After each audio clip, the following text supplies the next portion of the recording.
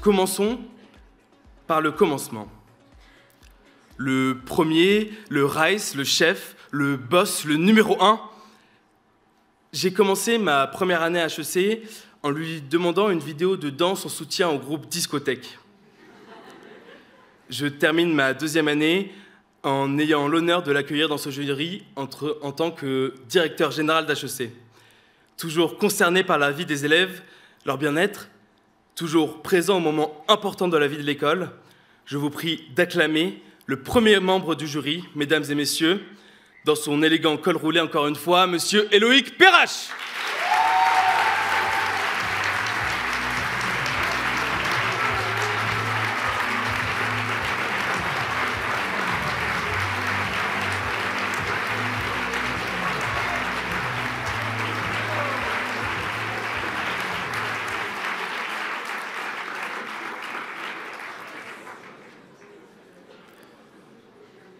Vous connaissez toutes et tous le prochain membre du jury. L'une des plus grandes actrices de sa génération. Une figure du cinéma français.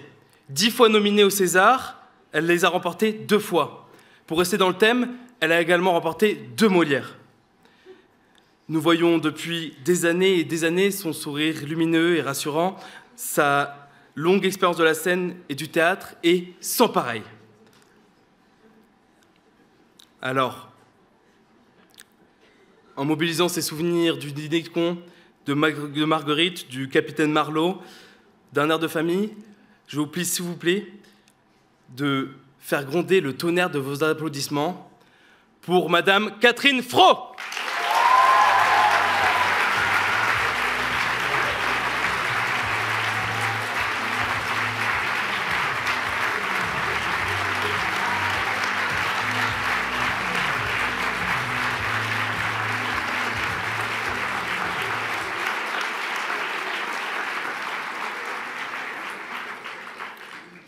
Le prochain membre de notre jury est là depuis le premier tour.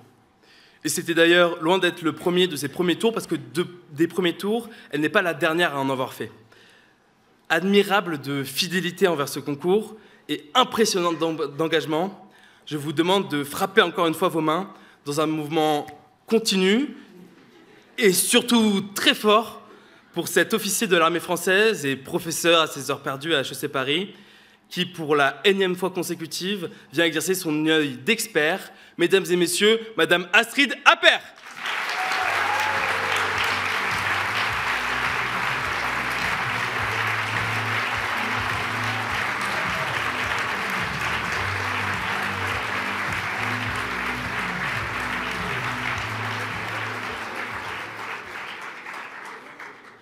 Le prochain membre de notre jury porte une casquette qui n'est pas simple, mais double.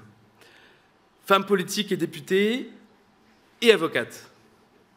Engagée dans la lutte contre les discriminations, elle met depuis des années ses compétences juridiques au service de la Ligue internationale contre le racisme et l'antisémitisme. C'est donc une fierté que d'accueillir une personne qui porte haut ses convictions, et c'est pour cela que je vous demande encore un vrombissement pour Madame Naïma Mouchou.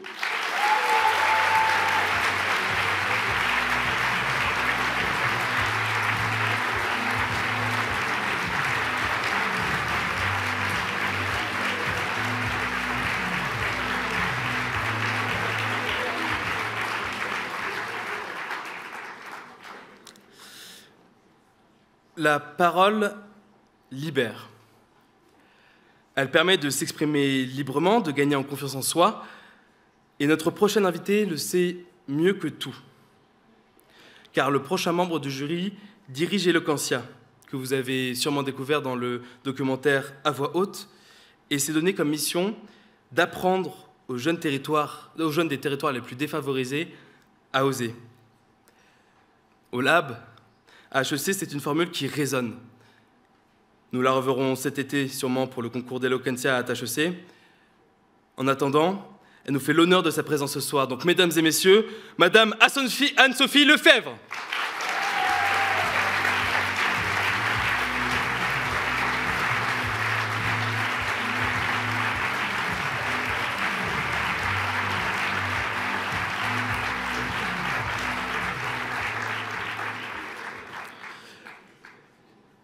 Le prochain membre de notre jury vient également du monde théâtral. Auteure, dramaturge, metteuse en scène, comédienne à ses heures perdues, elle vit et connaît parfaitement la scène. C'est la première fois que nous l'accueillons dans ce jury, et en tant que membre du club rugby, j'en connais un qui rigolerait bien de l'y voir. Alors, je veux une tornade, je veux un tonnerre, je veux une tempête pour cette femme hors pair. Mesdames et messieurs, ce soir, nous accueillons Madame Hélène de Scherf.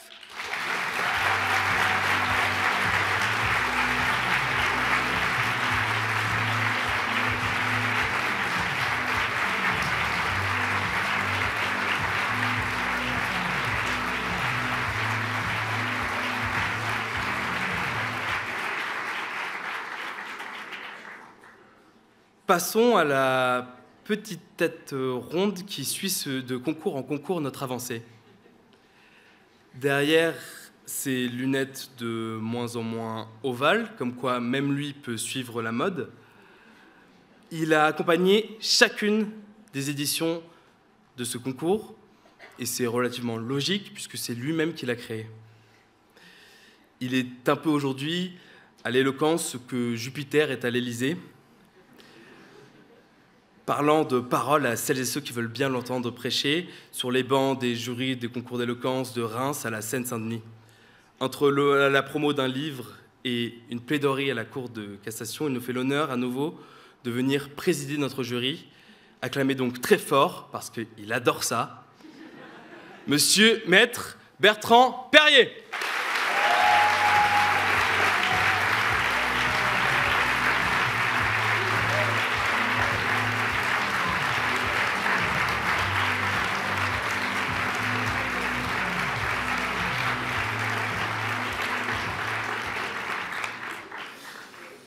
Et pour finir la présentation de ce jury, le dernier membre, nous le connaissons toutes et tous ici. On voit sa trogne et son sourire briller en Pau presque chaque semaine. Il a le pouvoir de faire naître une asso ou de la brûler. C'est notre gourou, notre pacha, notre épée de Damoclès à nous. Je vous demande de l'applaudir de toute votre force. Mesdames et messieurs, le directeur de la vie étudiante, juré de ce concours depuis son origine, je vais y arriver, Monsieur Xavier Bout.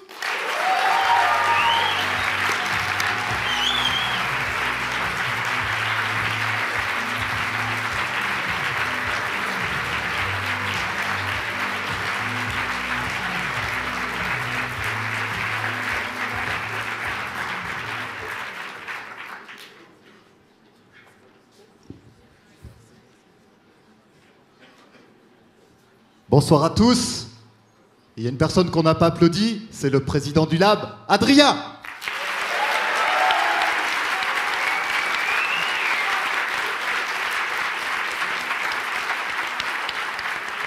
En fait, il est une tradition, jamais on va faire passer le président du Lab en finale parce qu'on le garde pour faire le discours d'introduction.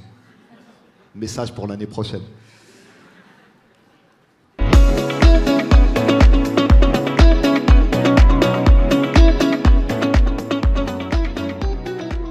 Un crapaud devient prince charmant sous l'effet du baiser d'une princesse. Bon, très bien, admettons. Une armoire à glace en peluche devient prince charmant sous l'effet du baiser d'une princesse. Bon, pourquoi pas, d'accord.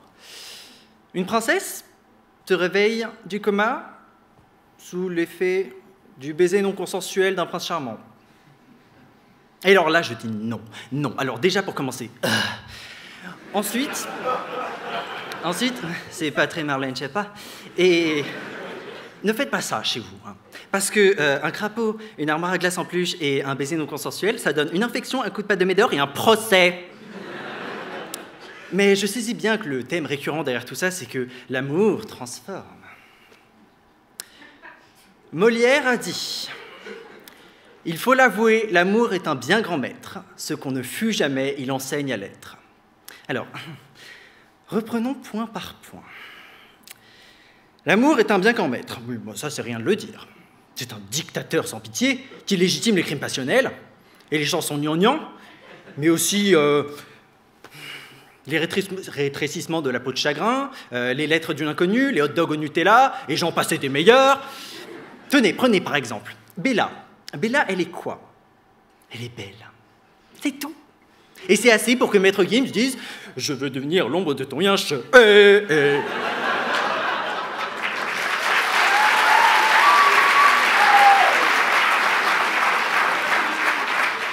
Mais vous savez, l'amour à un grand maître, ça ne m'étonne même pas. En fait, mon célibat trouve son explication. Si ses désirs sont désordres, mais moi j'aime pas qu'on me dise ce que je dois faire. Et un grand maître qui nous a dit tout récemment ce que l'amour peut vous faire faire. Will Smith, cérémonie des Oscars 2022. L'amour est un grand maître. Il enseigne... maître dans ce sens-là, d'accord. L'amour est un professeur, oui. Eh bien, très bien, allons-y. Mais professeur ou non, votre honneur, c'est l'amour qui a convaincu Roméo de boire du cyanure.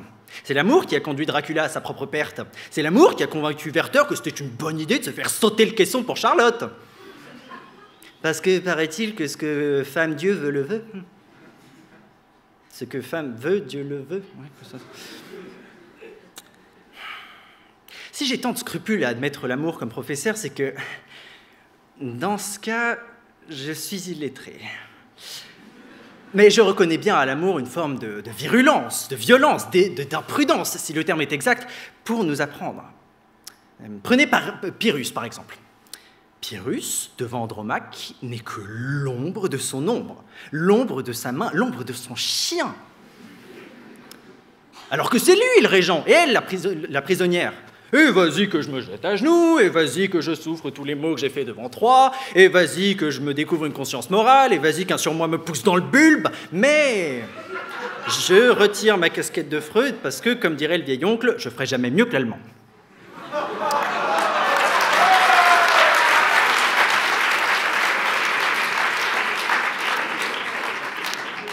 Et les stalkers?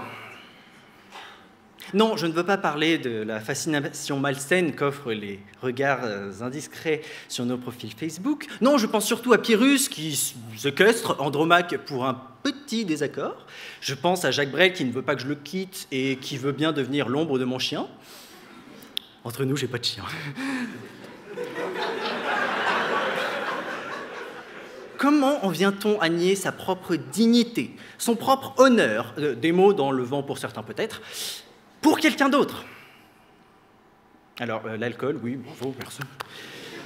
Non, il existe bien quelque chose qui légitime qu'on se jette par terre et qu'on supplie. Et moi, je pense au coup de foudre. Ah, le coup de foudre. Roméo et Juliette ont eu le coup de foudre. Britannicus et Junie ont eu le coup de foudre. Antiochus a eu le coup de foudre pour Bérénice. Le coup de foudre, c'est le changement brusque du centre de gravité d'un être humain.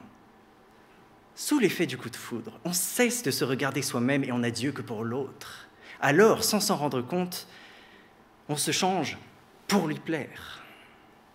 Et c'est peut-être ça la malédiction de Narcisse. Il est incapable de détourner les yeux de son propre nombril. Et pourtant, Gide l'a dit, connais-toi toi-même, maxime aussi pernicieuse que l'aide. Quiconque s'observe arrête son développement. La chenille qui voudrait se bien connaître devient-elle jamais papillon? Oui, je suis énervé. Et elle... L'amour, alors, qui nous décentre et qui nous arrache au tunnel de notre propre reflet, impulse le mouvement vers la métamorphose en papillon. Car jamais l'évolution, jamais la métamorphose ne se produit dans un corps statique, contemplatif, inerte. Donc, l'amour s'illustre comme un dictateur en haut de sa tour qui jamais ne fait de compromis. Mais j'aimerais qu'on prenne un petit peu de recul par rapport à l'amour et qu'on réfléchisse à la question qui me semble flotter derrière tout ça, c'est-à-dire comment apprend-on? Puisque il semblerait qu'on apprenne par passion, mais on s'aventure aussi par curiosité, on se dépasse par esprit de compétition, et on bûche jusqu'à pas d'heure de la nuit par dépit. Sauf que l'amour qui nous décentre et qui nous arrache à l'idée que nous nous suffisons à nous-mêmes, lui impulse une toute autre forme de métamorphose. Il nous force à regarder vers l'extérieur et alors à constater qu'il nous manque des choses, que nous ne sommes pas infinis et que nous pouvons souffrir. Donc, il faut considérer, et je l'avance, que l'amour est le chemin sensé vers l'apprentissage, la croissance. Autrement dit, le dictateur en haut de sa tour sait où il nous conduit. Et je vais donc vous citer un exemple qui devrait vous parler à tous. Vos mères, même si on avait dit pas les mamans, vos mères ont appris à être mamans grâce à une forme d'amour qu'on pourrait appeler amour ou instinct maternel. Point besoin de livres pour ça, ou de workshops comme on en fait ici. C'est une démarche tâtonnante, dont le pas lent est rythmé d'erreurs, mais qui se porte sans cesse vers l'avant, avec une résilience qui force le respect. Regardez même l'archétype de la mère, ou Marie Serna, c'est la même chose. Archétype qui s'illustrera toujours par le fait qu'il n'a pas les yeux rivés sur son propre nombril. Donc, le tyran en haut de sa tour nous apprend à vivre. Mais pourquoi l'amour, quoi ? Pourquoi c'est l'amour qui nous apprend à vivre ? Alors, je ne vais pas faire d'heureux, parce que la vie est souffrance, et que l'amour est la meilleure manière de braver cette souffrance. C'est pas moi qui le dis, c'est Jordan Peterson, et avant lui, Nietzsche.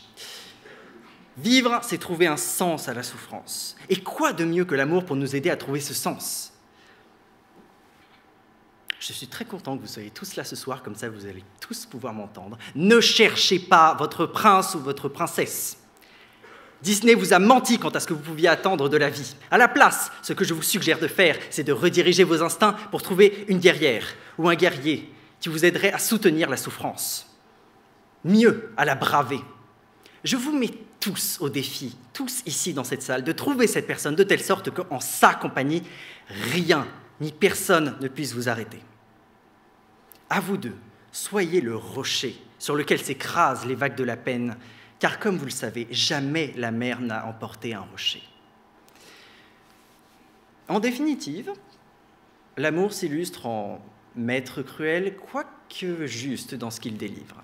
Il arrache à l'angoisse de soi-même, comme l'a montré le non-exemple de Narcisse.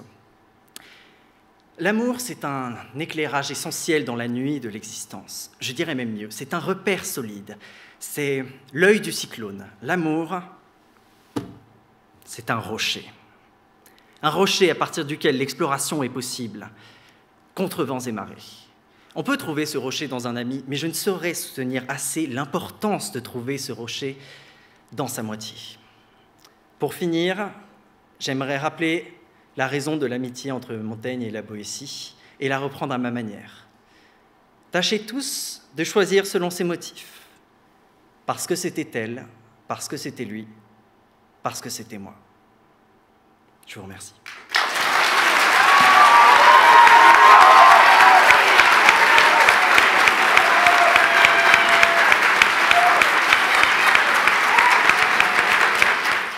Nous sommes tous seuls. Même ce gouvernement, je pense à l'actualité, à Mac qui ne s'est toujours pas dénoncé. Je pense que Macron a pris un petit coup de soleil de ce soleil ardent et il aurait bien besoin d'un peu de biafine.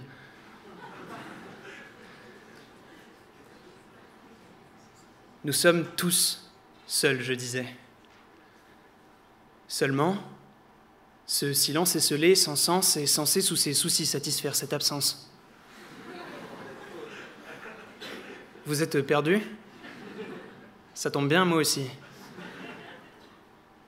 Seul, face à moi-même, face à ma vie qui n'a rien de trépidante, face à mon cœur vide et mon gouffre affectif, face à la mer de mes soucis administratifs.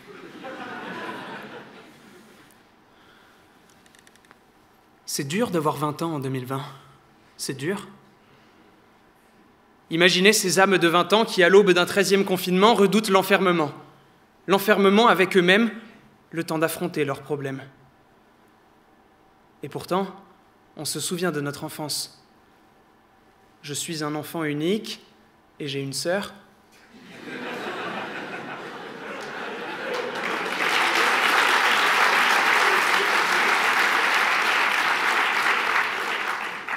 Notre enfance où la solitude ne nous faisait pas peur, où Un bout de bois suffisait à éveiller notre imaginaire, à terrasser le dragon et délivrer la princesse.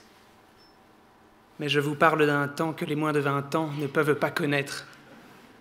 Aujourd'hui, c'est avec Mario sur Nintendo qu'il délivre la princesse.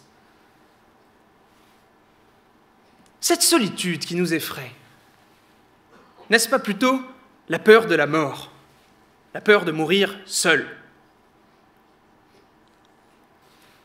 Alors on renonce à nos projets de vie les plus fous pour éviter de s'éloigner de nos amis, de notre famille, ni de la société dont on est prisonnier.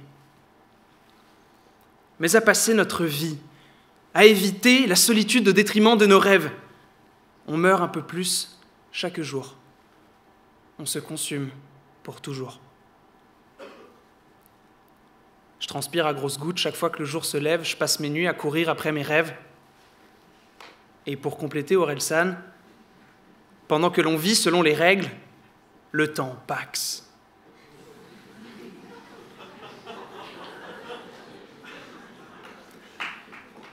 Aujourd'hui, maman est morte. Ou peut-être hier, je ne sais pas.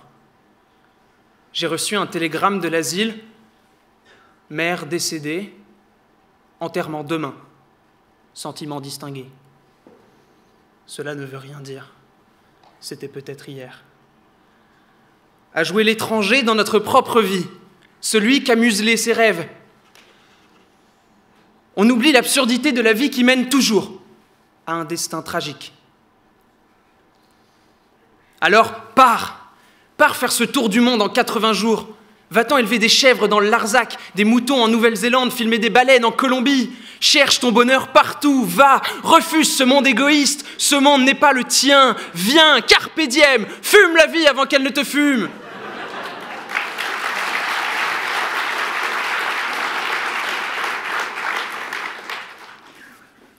Mes amis, la solitude est un besoin.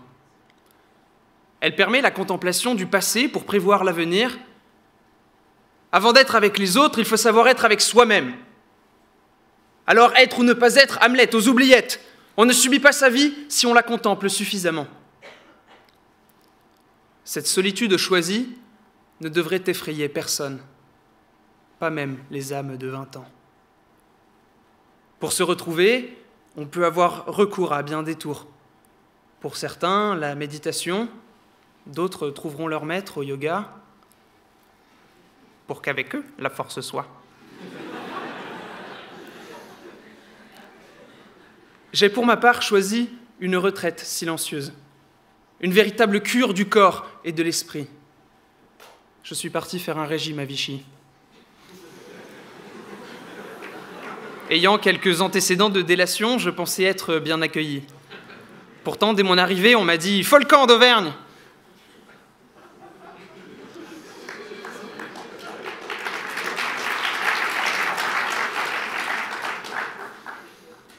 Oui, la solitude est un besoin. Nous sommes devenus totalement dépendants des autres pour exister, que ce soit en leur présence ou bien en leur absence.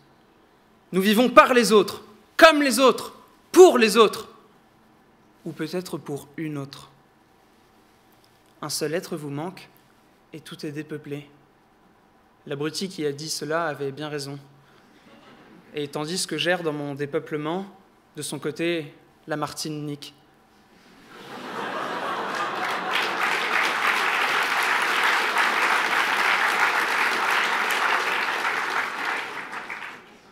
Pourquoi les âmes de 20 ans ont-elles si peur de la solitude amoureuse?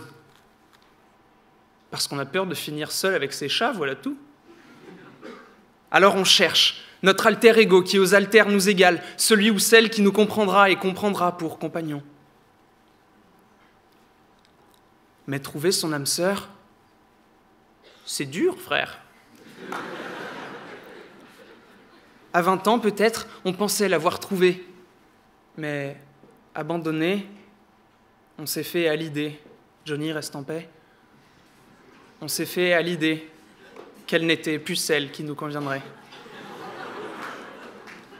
Alors on continue à chercher, à combler inlassablement cet inclassable manque.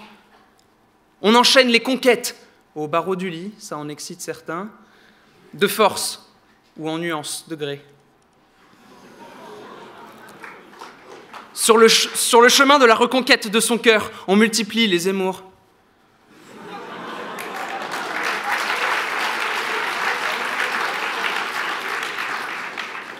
Mais les expériences ne sont pas toutes glorieuses.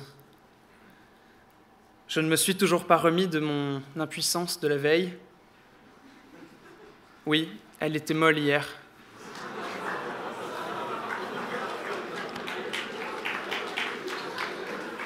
Je sais que c'est dur à assumer, surtout à notre âge, mais ça arrive même aux meilleurs. Que celui qui n'a jamais débandé me jette la première bière. Et puis, en cas de panne, il y a toujours la pompe pour alléger sa bourse.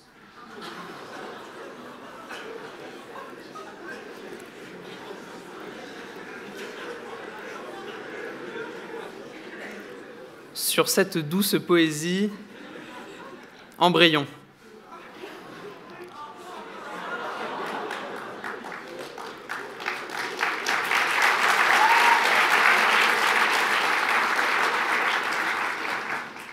L'accumulation des passions n'a jamais épanoui personne. Aucune de ces expériences exotiques, fruits de la passion qui m'anime, ne comblèrent mon âme qui restait bien seule. Sans elle, j'étais perdu. Sans elle, je ne pouvais pas voler. Oui, j'étais cloué au lit car la fièvre de moi s'était emparée. Je n'étais personne. La solitude subie est un bien grand mal qu'il convient de redouter. Oui, cher Molière, la solitude, nous tous, nous effraie. Nous sommes tous seuls au long de notre existence et on ne vit que mieux de l'avoir assumée. Tel un marin solitaire, luttant dans l'océan non pacifique, j'affrontais par mes propres moyens la vive tempête qui rythmait ma traversée. Et j'écrivis ces lignes. La mer houleuse où les navires chavirent, violente dans le jour les rescapés de l'amour. De l'aurore à l'horreur, malheureux sonne l'heure du naufrage prévu avant tout ce vécu. La proue embrasse les flots nouveaux que la poupe lisse en un triste sillon. Capitaine solitaire du navire de sa vie, vogue sur les vagues au bleu de la nuit. La récurrente souffrance d'un cycle insultant ballotte le marin dans ses loins retranchements. Lassé d'amertume, il pourchasse l'exutoire dans ses tumultes douleurs sans échappatoire. Croissante rancœur de minuit, la tête pleine, quel beau ciel étoilé pour enlever ses chaînes. Timonier retiré du bateau de sa vie, vogue sur les vagues au bleu de la nuit.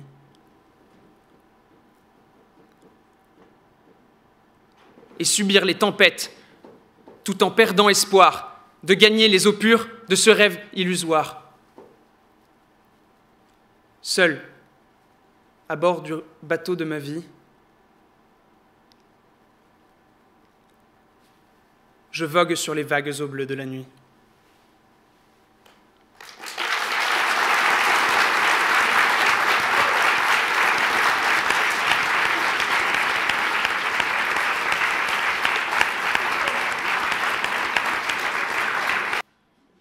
Vous connaissez ce manque si physique, si cruel, quand tout votre être brûle de respirer son air, quand tout votre cœur brûle de déposer vos lèvres sur sa tendre silhouette, quand toute votre âme brûle de faire naître une flamme qui l'embrasera enfin, quand toute votre peau brûle de sentir son corps.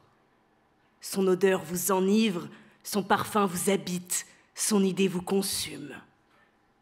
Mais quelle joie, quelle extase, quand enfin on l'allume. Mais oui, quoi que puisse dire Aristote et toute la philosophie, à chiquer ou à fumer, c'est à raison que le tabac est très prisé. Et je ne mâche pas mes mots. Il sait se rendre indispensable, compagnon inévitable. On voudrait le quitter, lui dire va-t'en, mais il revient si vite. Et quand on ne peut plus s'en passer, tout ça s'envole en fumée. L'amour, c'est comme une cigarette, ça brûle et ça monte à la tête. Une seule prise nous fait lâcher prise, nous fait voyager. D'Inde, de Chine ou du Brésil, dans le fumoir ou à la fenêtre, sur la terrasse ou au balcon, le tabac nous transporte vers des contrées bien plus éloignées, au tréfonds de nos cœurs, vers des pensées insoupçonnées. Il me plonge dans ses rêves, étranges et pénétrants, à l'éclat inconnu, tantôt fort, tantôt blême, et qui est chaque fois ni tout à fait le même, ni tout à fait un autre, et blême et rougeoyant. Vers l'énigmatique effet de la nicotine, le voyage est d'abord solitaire. Pour la première fois, la poitrine se soulève, les poumons se remplissent, ultime inspiration, les membres se détendent et soudain, ça plane pour moi. On découvre en tremblant nos perceptions troublées, la logique se dissout, le réel se distord, la raison est enfumée et faute de cohérence, les sens deviennent l'essence de notre rapport au monde. Oui, je divague au loin, et ces volutes fumantes font disparaître sans peine mes doutes et mes problèmes. Disparaissent sans peine les moiteurs de mon front blême, quand je prends ne serait-ce qu'une taffe incandescente. Mais de voyage solitaire, il devient collectif, car rien n'est plus convivial que la sacro-sainte pause clope. Il y a bien plus à ce temps de détente qu'un poignet cassé de « inspirer », c'est le temps des ragots, du « je te raconte pas, ah demain, je serais trop aimé que tu me racontes hein. » On papote, tu vabotes, un ragot, un mégot. C'est le temps des rencontres, de l'inénarrable « vous n'auriez pas du feu, s'il vous plaît ?» Ou alors du plus familier « je peux taxer une clope, s'il te plaît ?» Un temporel technique de l'allumeuse qui voudrait qu'on lui en allume une, plus séduite par vos blagues à tabac que par vos blagues, qui font rarement un tabac. Gauloise, gitane ou Marlboro, peu importe. Dans un tourbillon divin, leur senteur m'importe, et je retrouve un calme que les autres m'apportent. Quand la journée me lance dans son tourbillon infini, métro, boulot, resto, stage, café, Rubicon, traversée, rapport, rédigé, réu, écouter, sport, ça fait suer, transport, socialiser, et puis se poser. Quand on a assez trinqué, quand on en a assez de trinquer. Accoudé au balcon, les yeux vers les étoiles, le regard suit lentement les volutes qui s'envolent vers le ciel, s'écourbent tranquillement dessinant mes rêveries. Le brouhaha, les discussions, les bruits de la rue, les échos de la musique, tout se perd dans le lointain, assourdi par le calme, étouffé par la fumée. L'esprit quitte le navire, l'âme s'éloigne du corps, quoi qu'en disent Descartes et toute la philosophie, il n'y a plus de capitaine. Et dans cette solitude où le tabac m'entraîne, le silence est roi. Mais le tabac n'est pas qu'un échappatoire à une réalité trop dure à supporter, que l'occasion d'une pause dans une longue journée. Le tabac est le symbole de cette réalité multiple et poétique. Il vous tient par la main, habille votre sourire, pose votre respiration. C'est tout un caractère négligemment posé au détour d'une fossette, l'identité qui tient au coin d'une lèvre, toute une personnalité plus ou moins bien roulée. Dis-moi ce que tu fumes, je te dirai qui tu es. Une Indus, jeune cadre dynamique. Déroulé, jeune étudiant fauché. Élégant porte-cigarette. Audrey Hepburn, breakfast at Tiffany's, nonchalance et naïveté. Cigare whisky, Al Pacino, Scarface, virilité, intimidation. Une pipe un peu vieillie, Captain Haddock, vieux loup de mer pas très futé. Ou alors jeune dandy qui se cherche, qui ne s'est pas encore trouvé. Il n'est rien d'égal au tabac, car c'est toute une identité qui se complaît à partir en fumée. C'est l'accessoire qui n'a rien d'accessoire, l'élémentaire élément qui donne de la contenance. C'est un de ces filtres à travers lesquels on veut bien se montrer. Un monde que l'on construit sur quelques feuilles séchées. C'est les dernières marques d'un amour vite passé, Cigarettes After Sex, ou marque de rouge à lèvres sur le filtre sali. C'est l'attirail du poète fatigué, Cigarettes and Coffee. Mais enfin, le tabac, c'est aussi un lieu hors du temps, un lieu hors de tout. Tout s'y côtoie, tout s'y rencontre. L'étudiant fauché qui gratte un peu de réseau, ce type un peu paumé qui gratte ses grilles de loto, et puis ce vieux qui est là de toute éternité et gratte sur les jeux de dizaines de journaux. C'est le centre névralgique, le cœur du village, de la ville, de Paris, de Montpellier, le carrefour où se rencontrent tous les âges de la vie. Passage insoupçonné vers un coin de paradis où chacun passe acheter 5 minutes de sursis, 5 minutes loin de tout, 5 minutes à espérer avant d'être rattrapé par la réalité. Et pourtant, une bouffée peut nous calmer, nous apaiser, mais de la 100e taffe à l'épitaphe, il n'y a qu'un pas, la tête dans les étoiles ou un pied dans la tombe. Quoi qu'en puisse dire Aristote, on sait ce qu'en dirait Hippocrate.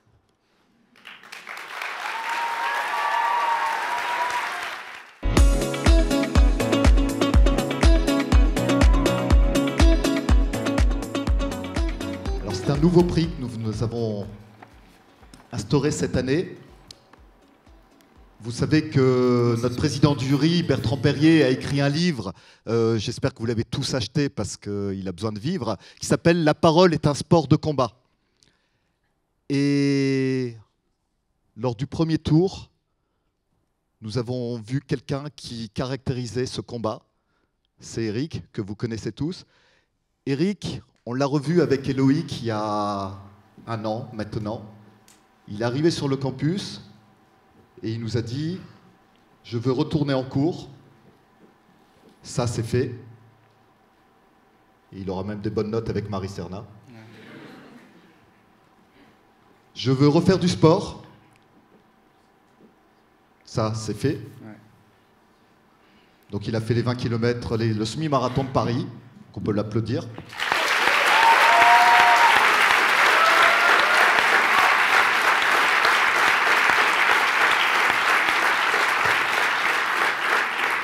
Je crois que ton coach, Quentin, est dans la salle également. Effectivement. Et il nous a dit, je veux participer au concours d'éloquence. Et il l'a fait. Ouais. Malheureusement, je n'ai pas fait les demi-finales. Donc malheureusement, il n'a pas fait les demi-finales, mais nous avons été épatés par sa prestation. Et donc le jury, unanimement, des premiers tours, a décidé de décerner à Eric le prix du super combatif au concours d'éloquence. Et nous avons demandé à Eric de revenir ce soir pour faire un témoignage et pour vous faire une démonstration, pour vous expliquer pourquoi nous avons décidé de lui donner ce prix. Eric, je te cède respectueusement la parole. Merci Xavier.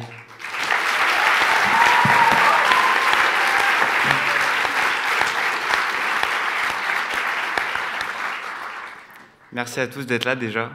Alors moi, contrairement aux autres, mon propos ne va pas être forcément marrant, puisque vous en doutez, ça ne va pas s'agir de commenter une citation de Molière, une citation d'une pièce de théâtre de Molière, mais ça va être plutôt de tenter de vous expliquer une partie de la pièce de théâtre de ma vie qui a pu débuter sous la forme d'une tragédie. Alors, vous m'avez accordé le prix du combatif de ce concours d'éloquence. Je me suis posé la question, en quoi je mérite ce prix? C'est peut-être à cause ou grâce de ce que je vais vous raconter. Le combat de ma vie, à tout juste 20 ans. Le combat pour retrouver la vie la plus normale possible. Et cela passe aussi par, bien sûr, retrouver la parole.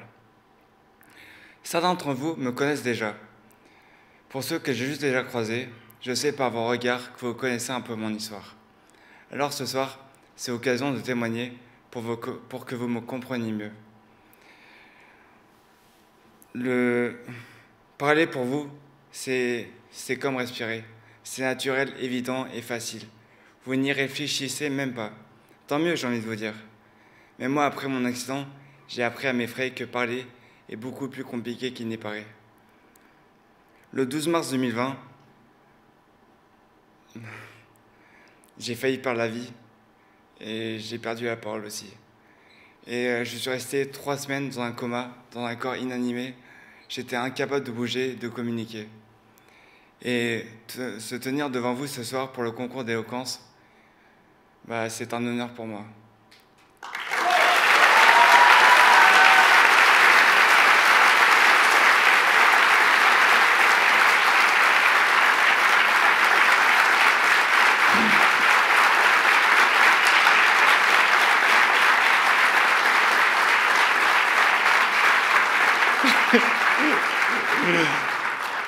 Non, ne parle pas, maman.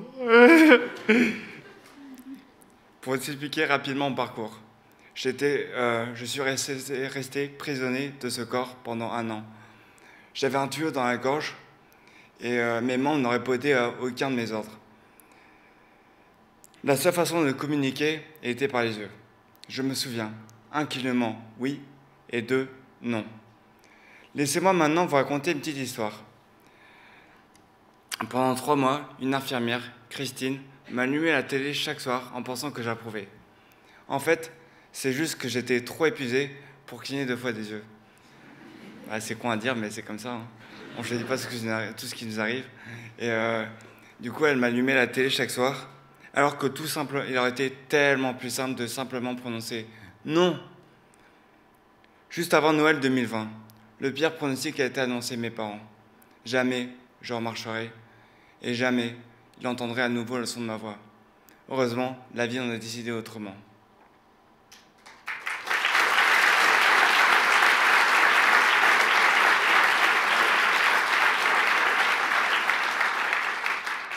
Parler aussi, c'est pas simplement émettre des sons, c'est aussi structurer sa pensée. Au concours d'éloquence, vous ne jugez pas seulement l'articulation, mais aussi, bien sûr, la structure de la pensée. Le 2 mars 2021, 1 an après mon hospitalisation, c'est vrai que j'ai pas choisi un plus facile à prononcer, qu'on a retiré ma trachéotomie, c'est le tuyau que j'en avais dans la gorge, je pensais que la parole allait se libérer.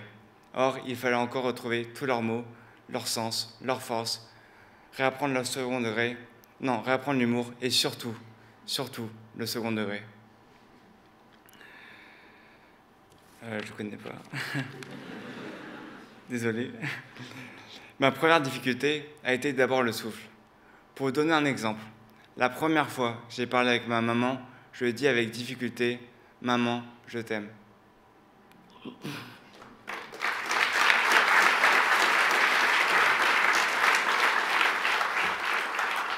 Mais cela va de soi que j'ai dû me boucher le nez pour être sûr que tout l'air passe par la bouche et qu'elle puisse m'entendre.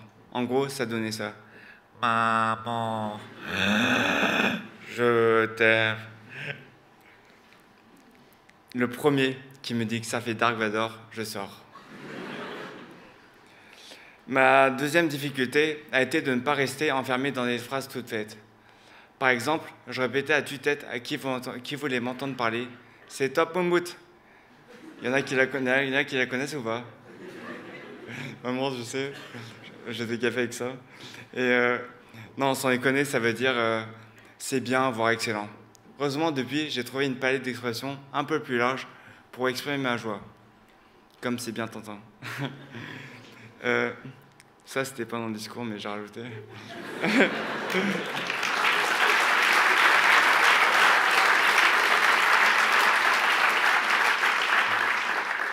Ma troisième difficulté, c'est la fatigue. La fatigue, pas la fatigue physique que vous connaissez tous, mais bien mentale. Se concentrer pendant 3 heures est une véritable torture pour moi, et suivre plusieurs conversations à la fois et retrouver de la répartie est encore un objectif pour moi. Le risque, dans mon cas, à cause de ces difficultés, est de s'isoler. Ouais, c'est con à dire, mais c'est comme ça.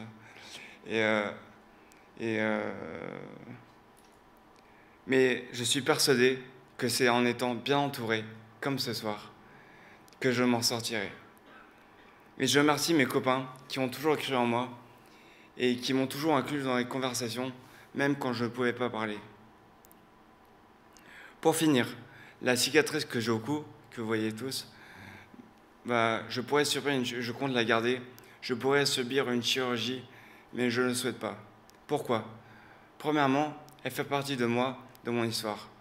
Même si mon accident ne me définit pas, elle montre le combat que j'ai mené et qui fait qu'aujourd'hui, je suis quelqu'un de différent. Prenez différent comme vous l'entendez, ça peut être différent d'avant et différent de vous aussi. Mais au fond, j'ai compris qu'aujourd'hui, avec ou sans cicatrice, on est tous différents.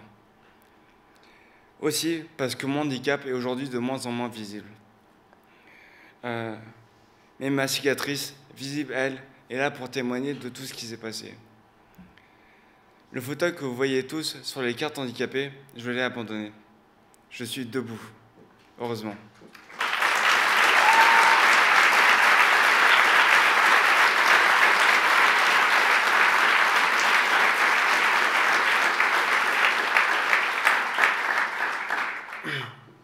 Mais j'ai toujours besoin de béquilles pour m'aider dans ma mobilité intellectuelle. Ça sera toujours un combat, et c'est comme la parole. Comme mon bras droit, que vous voyez, j'y cote toujours un peu. Je ne fais pas exprès. Hein. Si je suis là aujourd'hui, c'est certainement pas parce que je m'exprime avec aisance, mais plutôt, je compte vous toucher et vous faire comprendre qu'avec l'espoir, le courage, tout est possible. Vraiment tout, absolument tout.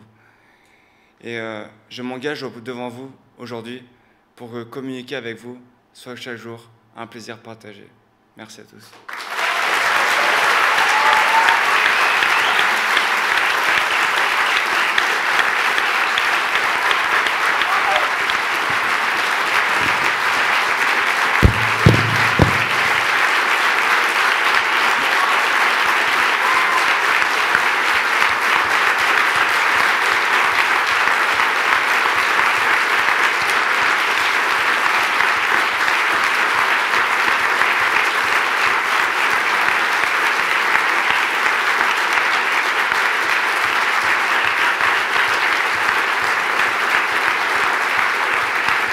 Eric.